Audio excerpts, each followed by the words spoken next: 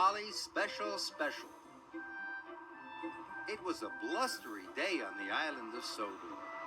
Thomas was excited. He was on his way to meet a new engine called Molly. She was waiting as he pulled into the yards. Molly was bright yellow. She had great big wheels and a shiny funnel. She looked very smart. "Hello," Thomas puffed cheerfully.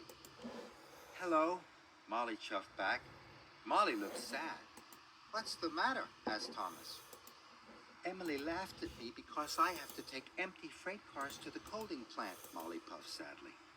"I want to take full freight cars like a really useful engine." This made Thomas feel sad. How can I help Molly feel important, he thought to himself. Then he saw some tarps flapping in the wind. This gave Thomas an idea.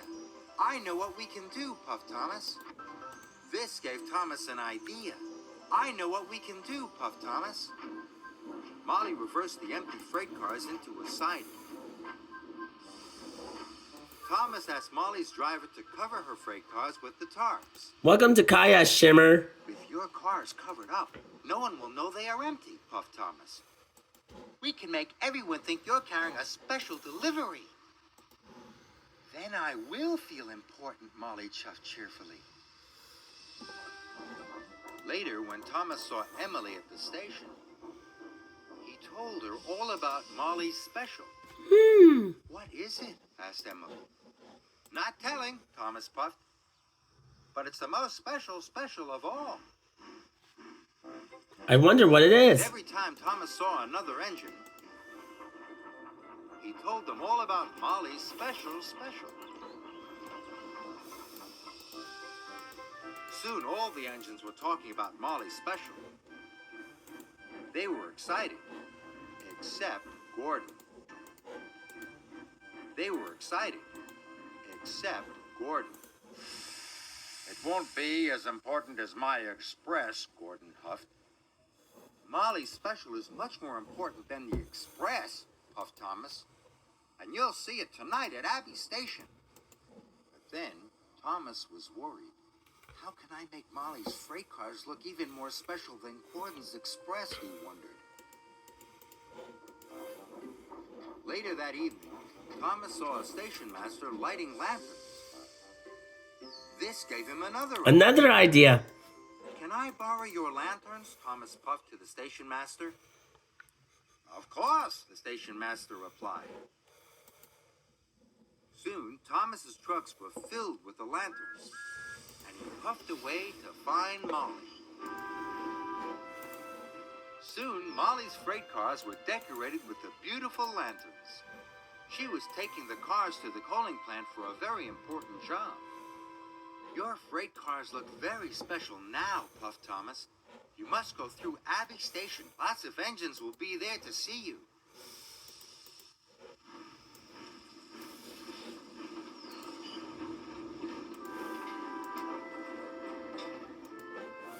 The lanterns on Molly's freight cars twinkled like stars in the night. Lanterns on Molly's freight cars twinkled like stars in the night.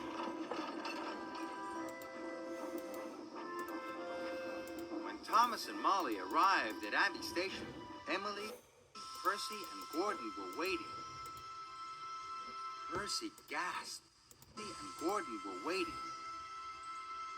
Percy gasped. "Ooh, she looks magnificent," exclaimed Emily. And for the first time since she'd been on Sodor, Molly felt special, but not for long. A strong gust of wind blew one of the tarps. Uh-oh. "Oh, no," gasped Thomas. Now everyone could see there was nothing inside. "Those freight cars are empty," Gordon huffed. There was nothing inside. "Those freight cars are empty," Gordon huffed. "I knew it couldn't be as important as the Express." "So there isn't a special?" Percy puffed sadly. Molly felt silly and not very important at all. So she puffed away as fast as she could. Thomas felt very bad. Just then, Sir Topham Hatt called the Stationmaster. And the Stationmaster came to see Thomas. There are lots of agents waiting at the coaling plant, the Stationmaster said. They're waiting for Molly's freight cars. Oh no, moaned Thomas. I've got to find Molly quickly. I've got to find Molly quickly. Molly had stopped in a siding. She looked very sad. I'm sorry I made you look silly, puffed Thomas. But they are waiting for your empty freight cars at the coaling plant. But I've nearly run out of coal, moaned Molly. Don't worry, puffed Thomas. I can help you get there. So Thomas pushed and Molly pulled. Thomas and Molly worked together. And they arrived at the coaling plant in no time at all. There were lots of engines waiting for them.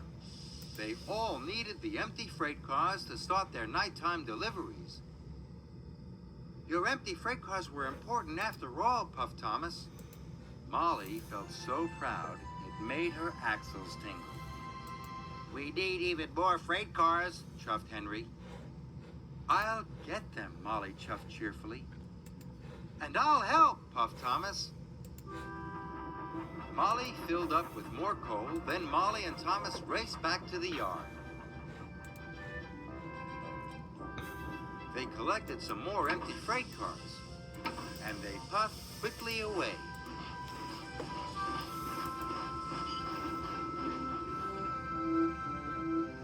Gordon was stopped at a junction. His signal had turned to red. Out of the way, puffed Molly. Empty freight cars coming through? You see, laughed Thomas. Sometimes empty freight cars are more important than your express. Gordon's face went as red as the signal.